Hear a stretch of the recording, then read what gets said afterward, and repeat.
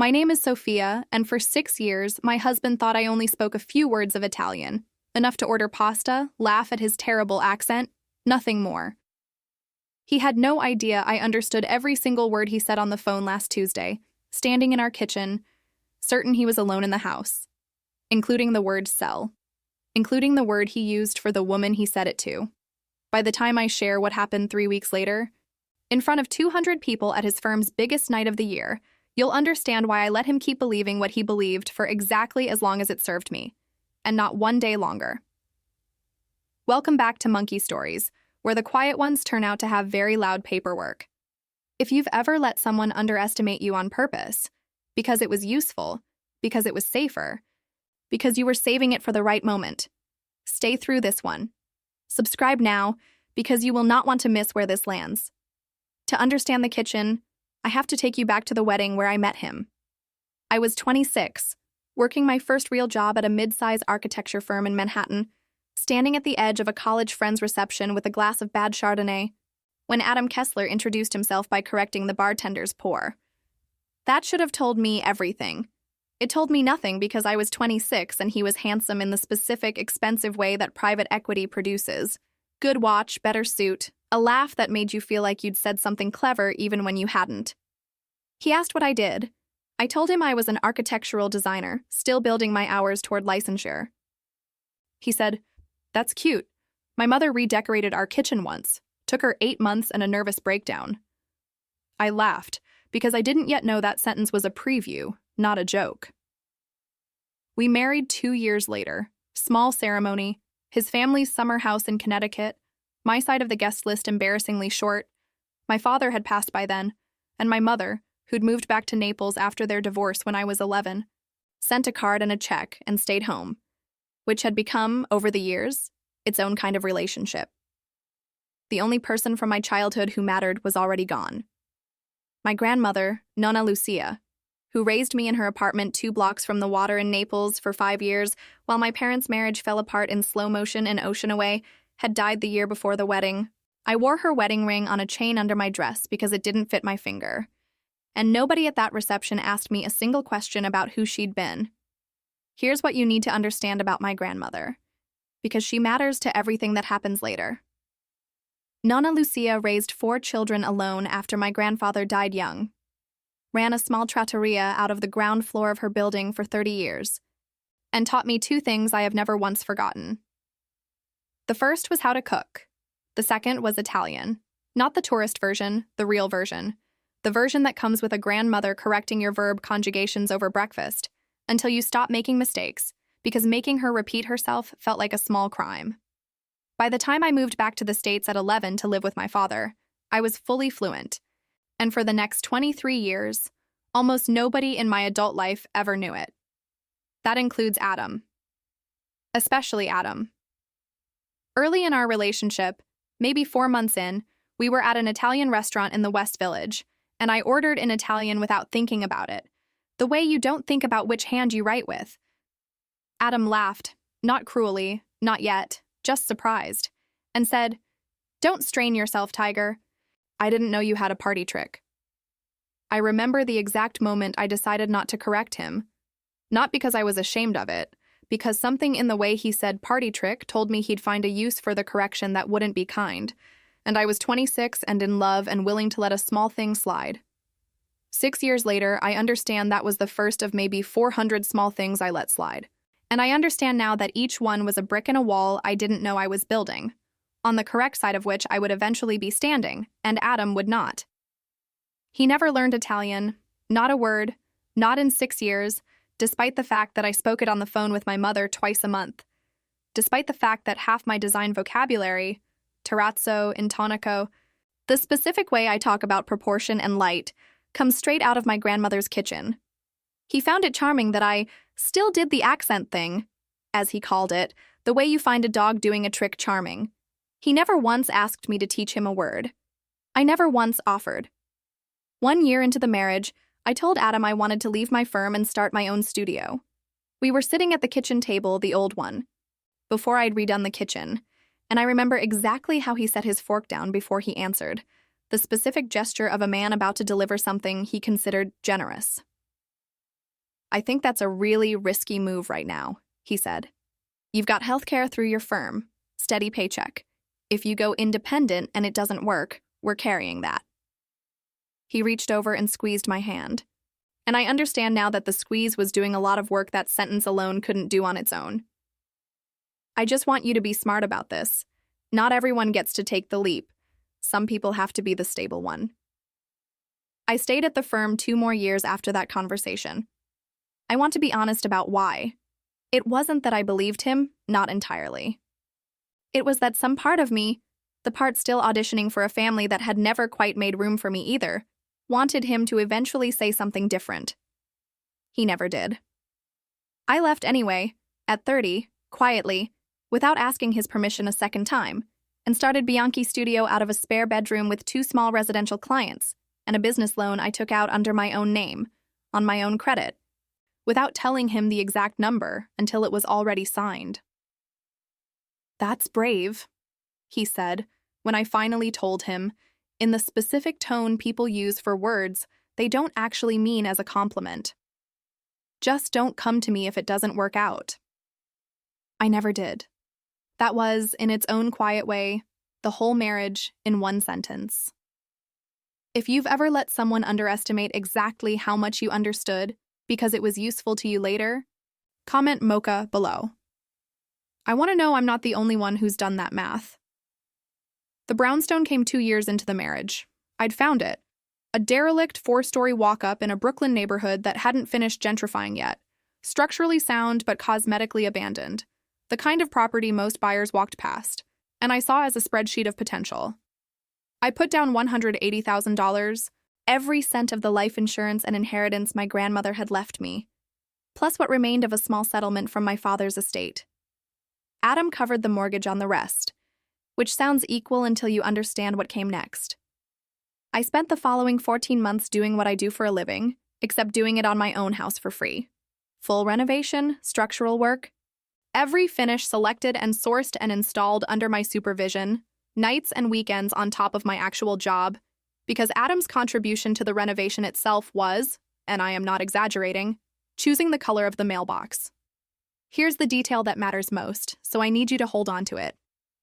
5 years ago, about a year after we bought the house, Adam wanted to take $40,000 out of our joint retirement account to invest in a friend's logistics startup. I said no.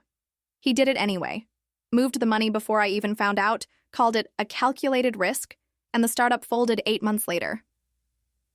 We didn't lose everything, but we lost enough that I sat across from a lawyer friend of mine, Renata Cole, a former classmate from my design program who'd gone into real estate law, and asked her one question. How do I make sure that never happens to something that's actually mine? Renata and I had met a decade earlier in a night studio class during my design program. 2 of maybe 4 women in a room full of men who assumed we were there to date one of them.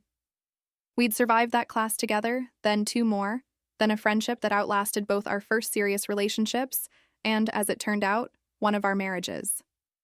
She was the only person I called the week the startup money disappeared, and she was, unsurprisingly, furious on my behalf in a way I hadn't yet let myself be. He didn't ask you, she said, sitting across from me at her kitchen table with a legal pad already out. He told you no, and then he did it anyway. That's not a financial decision, Sophia, that's a preview. I didn't fully believe her at the time. I believe her completely now. She drafted a post-nuptial agreement. It was simple, on paper. Any property purchased primarily with one spouse's separate, premarital, or inherited funds remained that spouse's separate property in the event of sale or divorce, with the contributing spouse entitled to the down payment plus any appreciation directly attributable to their documented labor or investment, regardless of whose name also appeared on the mortgage. Adam signed it without reading past the first page, the way people sign things they've decided don't apply to them. He told me, almost fondly, "You're so cute when you're careful." I said nothing. I'd already learned by then that saying nothing was usually cheaper than saying something. What Renata also told me to do, and I did it religiously for 4 years without ever telling Adam why, was document everything. Every renovation decision, every contractor invoice, every hour I billed myself at my actual professional rate for the work I did on that house, all of it filed and dated and backed up in triplicate. Adam thought I was being obsessive. He called it more than once, "your little paperwork thing," the same tone he used for "your little design thing," the same tone I would eventually realize he used for anything he'd already decided didn't require his attention. The years folded into each other the way they do. I built my career slowly, and then not slowly at all. Left the mid-size firm at 30, started my own studio under my professional name, Bianchi, my grandmother's name, because Kessler never felt like the name my actual work came out of. Adam climbed at Holloway Capital, made VP at 33, started talking about partner track the way other men talk about a horizon they can already see the edge of. His mother, Carol, a woman who wore her Connecticut zip code like a title, took every opportunity at holidays to ask me, gently, devastatingly, whether I'd thought about when the design thing might wind down, always phrased as concern, always landing like a verdict. "Once the partnership comes through," she said at one Thanksgiving, refilling her wine without looking at me, "Adam's going to need a wife who can actually travel with him. Not every career survives that adjustment. Mine certainly didn't." I looked at Adam. He didn't defend me. He never did. He just moved the conversation along the way you'd nudge a stalled car out of an intersection, embarrassed but unwilling to actually stop traffic over it. That same Thanksgiving, Carol asked, apropos of nothing, whether I still kept up with the Italian side, a phrase she used the way you'd ask someone if they still played an instrument they'd quit as a child. I told her I spoke to my mother twice a month. "How sweet," she said, in the tone people use for things they've already decided are quaint rather than substantial, and then turning to Adam, "Did you ever pick any of it up? Must be useful at least for restaurants." Adam laughed. "I leave that to Sophia. Not really my thing." I remember thinking, even then, years before it mattered in the way it eventually would, that he'd just told an entire dinner table, casually, proudly, that he had zero interest in a piece of who I actually was, and that everyone at that table had nodded along like it was a perfectly reasonable division of labor in a marriage. The studio grew slower than I wanted, and faster than Adam expected, which turned out to be its own kind of problem. 2 clients became 6. 6 became a wait list. I hired my first employee in year 3, a sharp, quiet architect named Devin, who I still work with today, and I stopped billing myself at the discounted friends and family rate I'd unconsciously been applying to my own life for years, in every sense of that phrase. Adam noticed the growth mostly through its inconveniences, a site visit that ran long and threw off dinner reservations, a client call I took during a family event, invoices with numbers on them he'd glance at across the kitchen counter and say nothing about, which I eventually understood wasn't restraint. It was disinterest. He had decided early what my work was worth to him as a subject of conversation, and no amount of actual evidence seemed capable of moving that number. By year 4 of the marriage, your little design thing had become an actual line item in how Adam introduced me at his work events. "This is my wife, Sophia. She does design stuff." 4 words that took a decade of training, a license, and a growing client list, and folded them down into something you'd say about a hobby. At one holiday party, his boss's wife asked what kind of design I did, and before I could answer, Adam said, "Small residential stuff, mostly. Cute houses." I had, at that point, completed a full commercial renovation of a 14-unit apartment building. I said nothing, again, and went and got another drink, and somewhere in that conversation, without fully deciding to, I stopped correcting him about anything. Not the Italian, not the scope of my work, not the size of my ambition. I just let him build a version of me that was easier for him to explain at parties, and I kept the real version for myself, the way you keep a good coat in a closet nobody else opens. The client roster built slowly, the way real things usually do. A brownstone renovation 2 blocks from our own, mostly word of mouth. A restaurant build-out in Cobble Hill that got a small write-up in a design blog Adam never once mentioned reading, despite the fact that I knew, from the analytics, that someone using his work email had clicked the link 4 separate times. The 14-unit apartment building came in year 3 of the studio, my first real commercial project. 6 months of permitting battles and structural surprises that I solved one at a time, mostly alone, mostly at night after a full day of smaller residential clients. At the ribbon cutting for that building, a small affair with the developer and a handful of city officials, Adam showed up 40 minutes late in a suit from a work meeting, shook the developer's hand, and told him, "She's been talking about this one for months. It's nice to finally see it. A sentence that managed to be both true and completely beside the point. Because he hadn't asked me a single question about the project in the entire 6 months I'd been living inside it. 3 months ago, that real version landed a contract that would have been impossible for him to describe as cute houses. A boutique hospitality group I'd been courting for a year signed off on a full renovation of a 19-room hotel in Tribeca. Historic building, difficult permitting, the kind of job that makes a career, worth $2.4 million in fees and construction oversight. More money in one contract than Adam had personally closed in any single year at Holloway. I found out on a Tuesday morning, sitting in my studio with the signed contract on the screen in front of me, and my first instinct, genuinely, embarrassingly, was to call Adam and tell him. I didn't. I sat with that instinct for a long moment and realized I couldn't remember the last time I'd told him good news and watched his face do anything but calculate what it meant for him. So instead I called Renata, told her, and we went for a drink that night to celebrate on our own, just the two of us, the way I'd been quietly celebrating most things for the past 2 years. I want to pause here and tell you something honestly, because this story only works if I'm honest with you the way I wasn't honest with Adam. I didn't suspect an affair, not consciously. What I'd noticed in the months leading up to that Tuesday were smaller things, the kind of things you notice and then talk yourself out of noticing because the alternative is exhausting. Adam had started taking calls in the garage instead of the house. He'd canceled 2 work trips to Milan and then, 3 weeks later, mentioned casually that he might need to go for real this time, with a kind of forced offhandedness that didn't match how excited he actually seemed about it.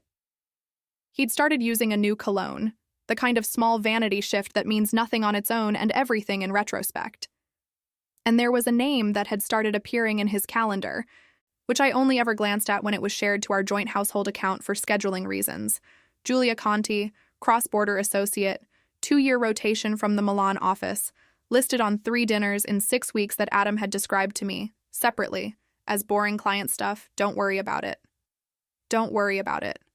I want you to notice how many times across this marriage I was told not to worry about things that turned out to be exactly the things I should have worried about. There was one dinner, maybe 6 weeks before the Tuesday everything changed, where Adam brought Julia up by name for the first time without my asking. We were at a steakhouse near his office, a place he liked because his colleagues liked it, and he mentioned, cutting into his food without looking up, that the Milan associate, Julia, she's sharp. She's basically running point on the whole European expansion deck herself. I asked casually how old she was. 29, I think, he said. Why? I said no reason, and he moved on to a different topic within 4 sentences, the speed of a man changing lanes before anyone notices he's drifted. I remember thinking, in the specific way you think something and immediately file it somewhere you don't plan to open again soon, that he'd said her name the way you say a name you've already practiced saying casually.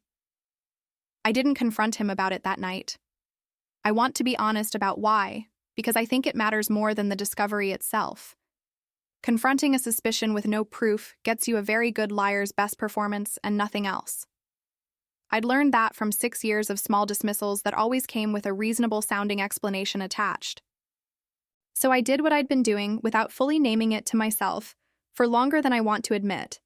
I watched, I filed, and I waited for something solid enough to actually stand on.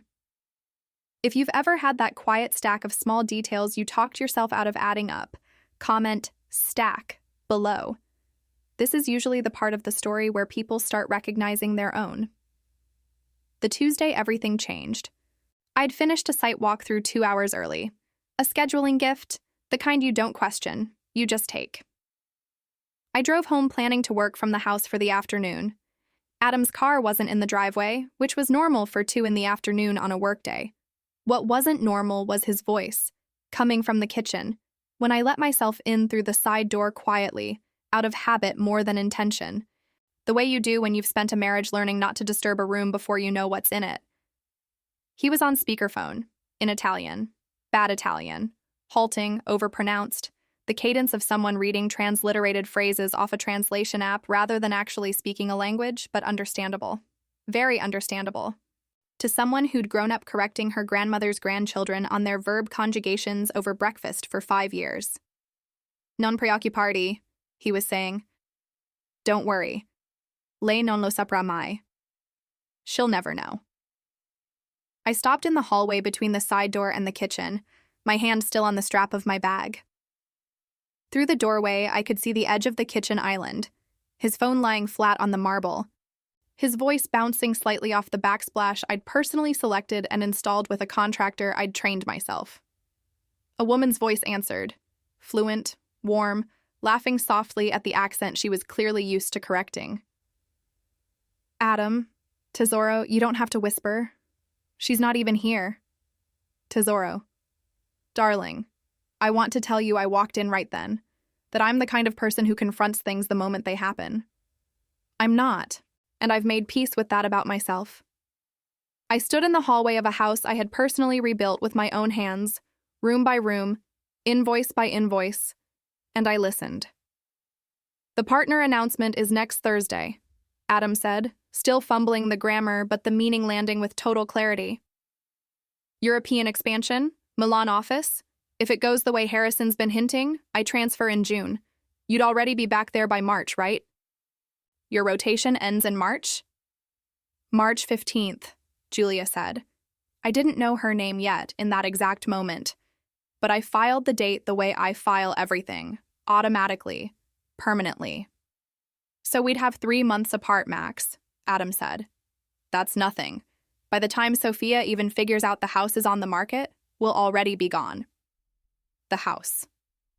My house, in every way that Renata's paperwork actually mattered. Though he'd apparently forgotten that paperwork existed at all, the same way you forget an umbrella you've never once needed. Are you sure she won't notice you gone more? Julia asked. Won't she ask questions before June? She's buried in that hotel project, Adam said, and I heard him open the refrigerator, casual, the sound of a man narrating his own life without any awareness of the audience.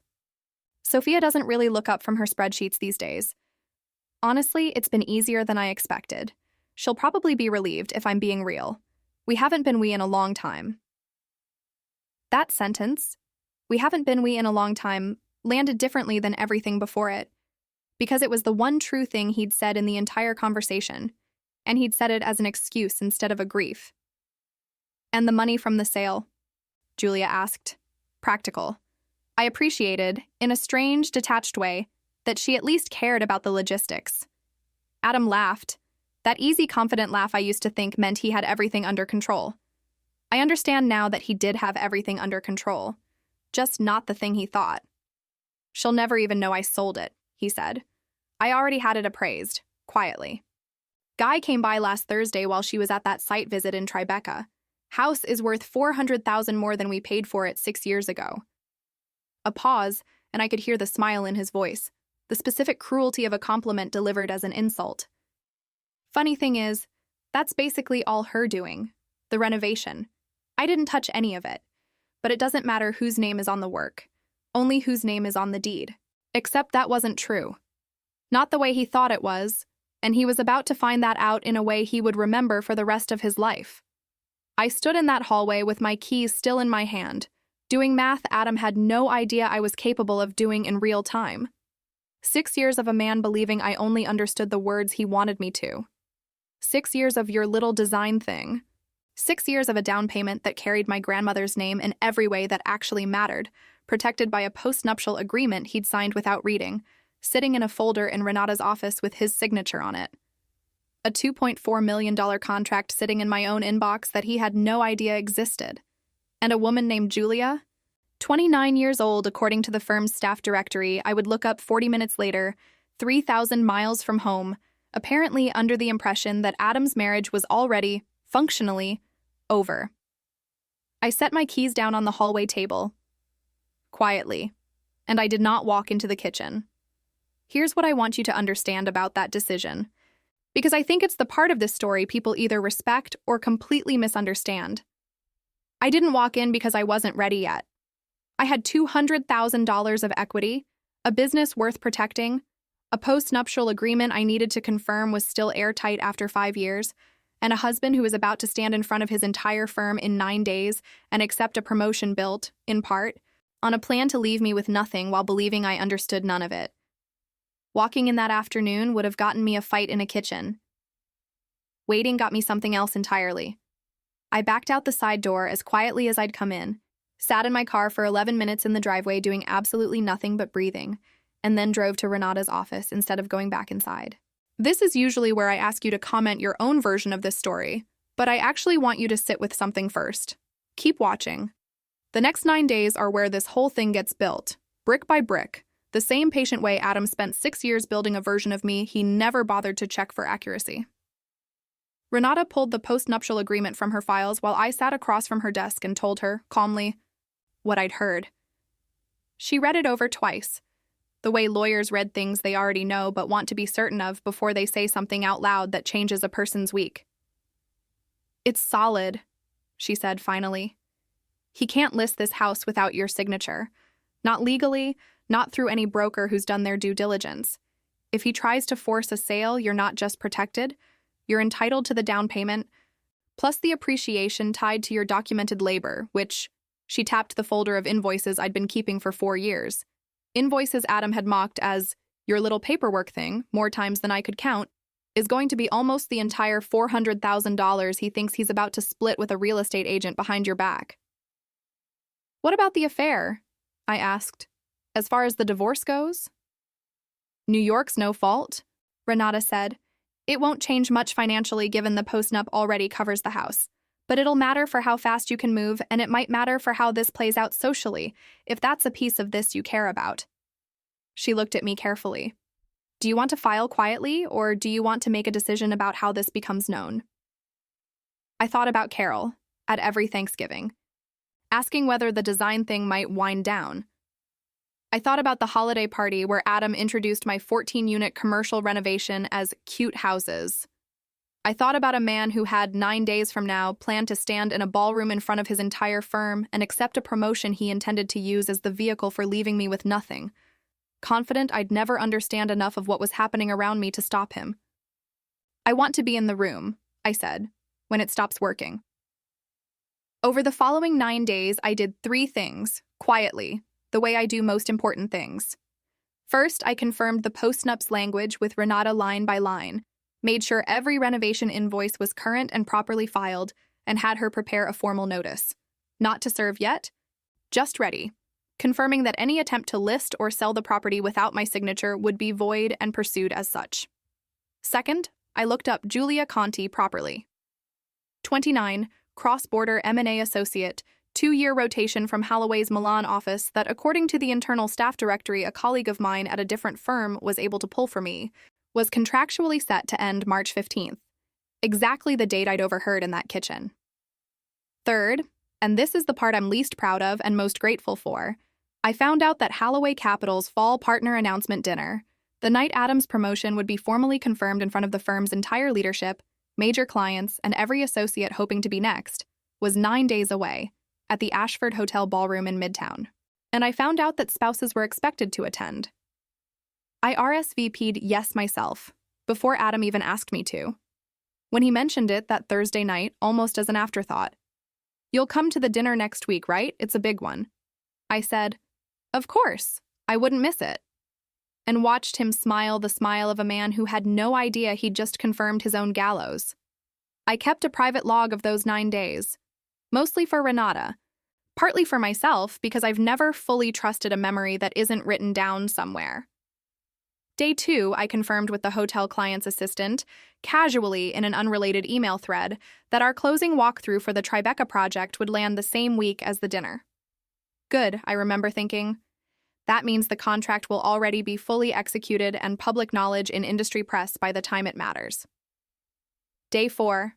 I had coffee with Devin and told her, in general terms, that some changes were coming in my personal life, and asked her, without explaining fully, to be ready to run point on client calls for a few weeks if I needed the space. She didn't ask questions. She's good like that. Day 6, I drove past the Ashford Hotel on an unrelated errand and sat in the parking lot for longer than the errand required, just looking at the building, trying to imagine the exact shape of the room I'd be standing in. Day 7, Adam asked me over dinner to pick out a dress for the big night, Said it with a kind of boyish excitement I hadn't seen from him in years, and for one unguarded second I felt something soften in me that I immediately recognized as dangerous and put away. I told him I already had something in mind. I did. I'd bought it 3 days earlier, green, with Renata. On a lunch break, neither of us called what it actually was. 9 days is a long time to be married to someone while planning, calmly, the exact moment you're going to stop pretending you don't understand him. I made his coffee in the mornings, in the electric machine, the way I'd started doing years ago after he stopped drinking from my grandmother's mocha pot at the counter and started making comments about how slow it was. I asked about his day. I let him tell me, over dinner one night, how nervous he was about the announcement, how much this promotion meant to him, how the next chapter was finally coming together the way he'd always planned. I nodded. I asked good questions. I did not, at any point, tell him that I now knew exactly what the next chapter involved or who was in it, or that I had a folder in Renata's office with his signature on the exact document that made his plan legally impossible. I want to be honest about something else, because I think it matters. There were nights, during those 9 days, where the old hope showed up uninvited, the same hope I imagine anyone in a dying marriage recognizes, the small, stubborn voice that says, maybe I misunderstood, maybe there's an explanation, maybe the man who used to bring me coffee in bed during our first year is still in there somewhere, and this is all a terrible misreading of one overheard phone call. I let that hope exist for about 4 of those 9 nights. Then I'd remember the sentence, only whose name is on the deed. And the hope would go quiet again, the way hope does when you finally give it enough evidence to stop arguing with you. The night of the dinner, I wore green. Not because it means anything in particular, but because it's the color I feel most like myself in. And I wanted to feel like myself for what was about to happen.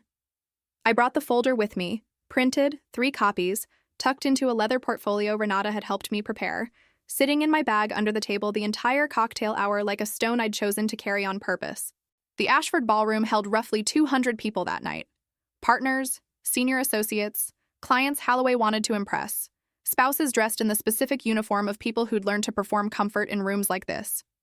I found Julia within the first 15 minutes, seated 2 tables from where the Kessler Place card sat beside my own, laughing at something a colleague said, 29 and confident, and I noted with something between pity and clarity, completely unaware that the woman across the room in green had understood every word of a phone call 9 days earlier. Adam was radiant that night, in the specific way successful men are radiant right before the thing they've built quietly comes apart. He worked the room. He introduced me twice as my wife Sophia, and once to a client I hadn't met. As my wife, she does some design work. A sentence I let land exactly the way it always had, without correction, one last time, because I understood by then that it was the last time it would ever need correcting. The formal announcement came after dinner, during toasts. Holloway's managing partner, a silver-haired man named Harrison Voss, stood and spoke for several minutes about growth, expansion, the firm's future in European markets, before finally saying the words the whole room had been waiting for. It is my genuine pleasure to announce our newest partner, and the incoming head of European expansion, based out of our Milan office beginning this summer, Adam Kessler. The applause was warm and long. Adam stood, buttoned his jacket, and gave a toast I'm sure he'd rehearsed, thanking Harrison, thanking his team, thanking the people who made this possible. And then, because men like Adam always do this, because it's expected, because it looks good in a room like that, he turned toward our table and raised his glass to me. And to my wife, Sophia, he said, warm, practiced, entirely for the room, who's always supported my ambitions even when it meant a lot of late nights and canceled dinners. This next chapter is as much yours as it is mine. The room turned toward me, glasses lifting. I stood up. I didn't plan the exact words in advance, though I'd rehearsed the shape of them for 9 days. I looked first at Adam, then deliberately at the table where Julia sat, her champagne glass halfway to her lips, and I spoke first in Italian, clearly, so there could be no confusion later about who understood what. Non preoccuparti, I said, watching Giulia's face change in real time. Volevo solo che tu sapessi che ho capito ogni singola parola. Don't worry, I just wanted you to know I understood every single word. I watched 29 years of confidence drain out of a woman's face in under 2 seconds, and I felt, for one honest moment, not triumph, but something closer to recognition. The specific clarity of watching someone else's calculation happen in real time. The way I imagined my own face had looked in that kitchen hallway 9 days earlier. Then I turned to the room and switched to English, because the room needed to understand too. "I want to thank Adam for that toast," I said, keeping my voice level. The way I'd learned over 6 years, that level always lands harder than loud. "And I want to correct one small thing, because it matters to me. He said this next chapter is as much mine as his. It isn't, actually. Not the Milan part." I let that sit for exactly as long as it took 200 people to start doing math. 9 days ago, I came home early and heard my husband on the phone in Italian, a language he's spent 6 years assuming I never bothered to learn properly. He was telling his colleague, Julia. I nodded toward her table, and I watched her set her glass down very carefully. The way you set something down when your hands have started to shake. That she'd transfer back to Milan in March, he'd follow in June, and that, and I'm quoting him directly here, "she'll never even know I sold it," referring to our house, which he'd already had appraised without telling me, so he could list it quietly and be gone before I noticed. The silence in that ballroom had a texture I don't think I'll ever fully describe to anyone who wasn't in it. 200 people simultaneously recalculating a story they thought they already understood. "Here's what he doesn't know," I continued, and I reached into my bag and set the leather portfolio on the table, not opening it, just letting it exist there, a fact rather than a threat. "That house is legally mine to sell or keep. Under a post-nuptial agreement he signed 5 years ago and never bothered to read past the first page. He can't list it. He never could. The $400,000 in appreciation he was counting on splitting with a broker behind my back is documented, invoiced, and legally attributable to work I did myself, which he described to me more than once as my little design thing." I looked at Adam directly for the first time since I'd stood up. "That little design thing signed a $2.4 million hotel contract 3 months ago. You never asked. I never told you. I think at this point we're square on the not telling each other things." Adam's face had gone through several colors by that point, but he found words before Julia did, which surprised me a little. "Sophia, this isn't the place." "You're right," I said. "It's a strange place. You picked it, though, not me. You told the room this chapter belonged to both of us. I'm just here confirming which parts actually do." Harrison Voss, still standing at the head table where he'd delivered the announcement 11 minutes earlier, set his champagne glass down with a very specific, controlled stillness. "Adam," he said, and his voice carried the particular quiet of a man who has just done a great deal of expensive math in under 4 seconds. "We should step outside." "Harrison, this is a personal matter. It doesn't need to—" "It stopped being personal," Harrison said, "the moment it involved a rotational associate from a client-facing regional office and a relocation plan that was apparently already finalized before this firm formally approved it." He didn't raise his voice either. I noted, with something between grim satisfaction and genuine surprise, that the room seemed to be full of people who'd learned the same lesson I had about volume. A woman 2 tables over, I'd learn later she ran compliance, was already standing, phone in hand, moving toward the side door with the brisk, unhurried pace of someone who has done this exact walk before and knows it's better done quickly and quietly than dramatically. I want to tell you the whole ballroom erupted into some satisfying movie scene chaos, but that isn't quite how it happened. What actually happened was quieter and, I think, worse for him. Harrison Voss, the managing partner who'd just handed Adam a promotion, built partly on a planned relocation with a subordinate colleague from a client-sensitive region, set his own glass down with a very specific, controlled kind of stillness, the stillness of a man doing rapid legal and reputational math in front of his biggest clients. A woman 2 tables over, I learned later she ran Holloway's compliance division, was already reaching for her phone. Julia stood up first, said something quiet to the people at her table, and left before dessert. On her way out, she passed close enough to my chair that I caught the last thing she said, low, not quite to me and not quite to herself. "I didn't know about the paperwork. He told me it was basically already over." I believed her, actually. It didn't change anything about what came next, but I believed her. Adam didn't follow her out, which told me something too. though I no longer needed it to. Devon found me in the coat room 20 minutes later, having driven across the city the second I texted her 3 words, "It's happening now," from the bathroom before I stood up. She didn't ask for details. She just hugged me, hard, and said, "You did the invoices for 4 years for exactly this room, didn't you?" And I laughed for the first time all night because she was right, and because until she said it out loud, I hadn't fully let myself enjoy the specific, petty satisfaction of that fact. My father-in-law wasn't there that night. Richard Kessler had passed 2 years earlier, but Carol was, 3 tables back, and I watched her face do the same 3-part sequence I imagine most people's faces do in moments like that. Confusion, recognition, and then, distinctly, a kind of social terror that had nothing to do with me and everything to do with the fact that the design thing had just quietly outmaneuvered her son's entire firm in under 90 seconds, in front of every person whose opinion she'd spent 30 years managing. I sat back down. I never raised my voice once, the entire time. If your quiet has ever done more damage than someone else's shouting ever could, comment "quiet" below. I think this is the part of the story a lot of you already understand better than I did at 18 or 26 or even 9 days before that dinner. What happened over the following weeks, I mostly reconstructed secondhand, the way you do with consequences you set in motion, but don't personally witness landing.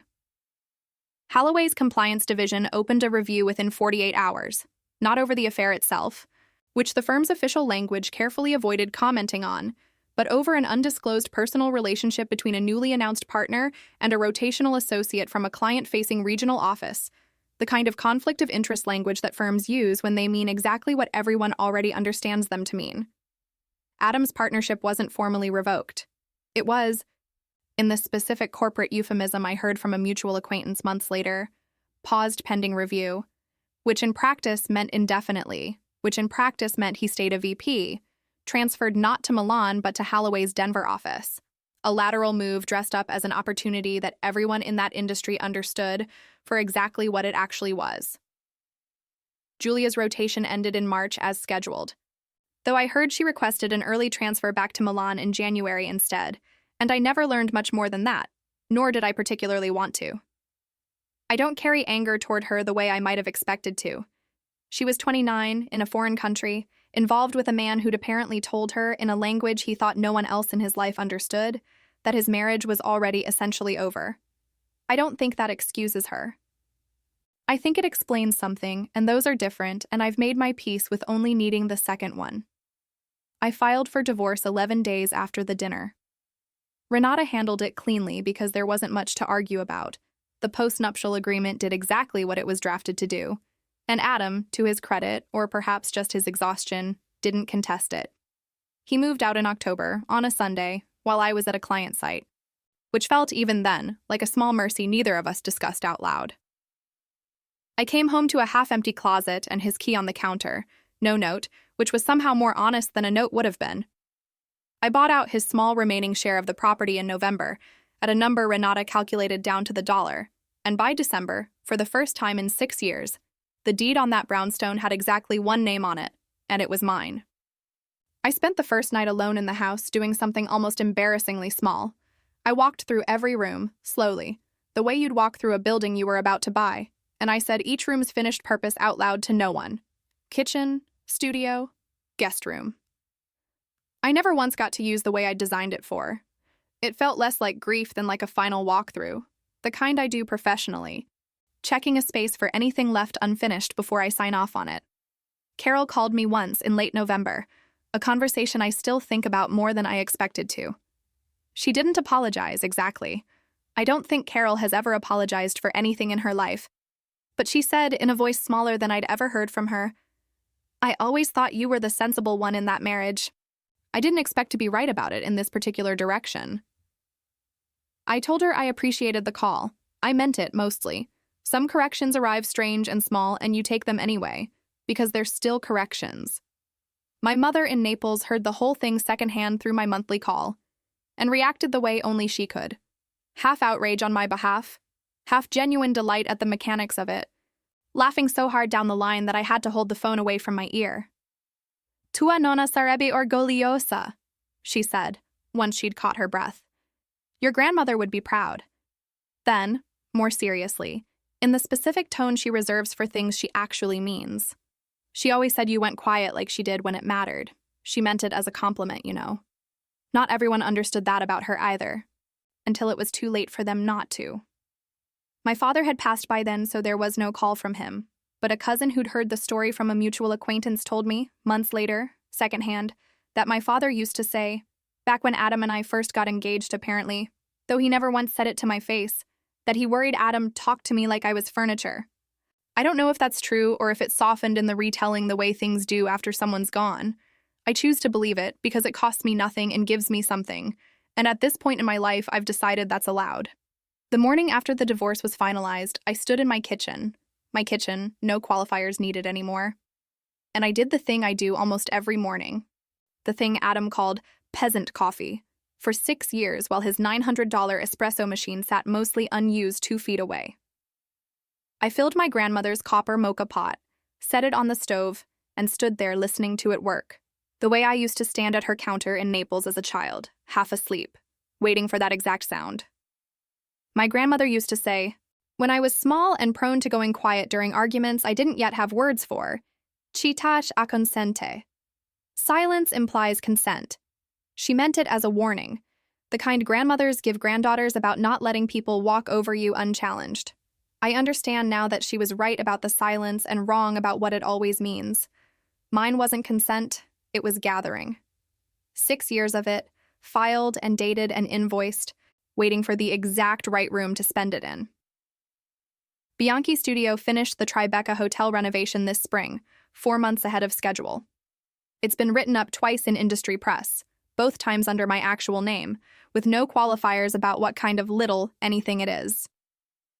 I hung one thing in the studio's reception area, a small framed piece I don't explain to clients who ask, though a few have guessed close enough that I've stopped bothering to deny it. The printed folio Renata prepared for that dinner, the cover page only, post-nuptial agreement, my name and a date from 5 years earlier.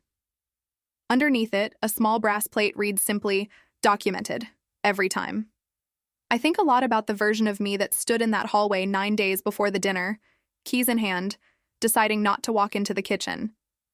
I've thought about whether that was strength or just very well-organized anger, and I've landed eventually on not needing it to be only one or the other. Both things can build the same folder of invoices. Both things can sit quietly through 9 days of good morning coffee and dinner conversation about a promotion you already know is compromised. What matters, I think, isn't which one you call it afterward. What matters is that you don't spend the waiting doing nothing. You spend it documenting, confirming, preparing, building the exact room you'll eventually need, one invoice, one phone call to a lawyer, one quiet Tuesday at a time. If someone in your life has ever built a version of you that was easier for them to explain at parties, smaller, cuter, less than the actual size of what you're capable of, I want you to hear this clearly. You don't owe anyone a correction before you're ready to spend it. Quiet isn't the same as small, and understanding more than someone thinks you do isn't dishonesty. Sometimes it's just the only inventory you're allowed to keep for yourself, until the exact right room finally asks you to open it. That's my story. A mocha pot. A language he never learned was mine, and a house that finally has one name on the deed, the correct one. If this story meant something to you, hit subscribe and drop a comment telling me about the thing you let someone underestimate on purpose until it mattered. I'll see you in the next one.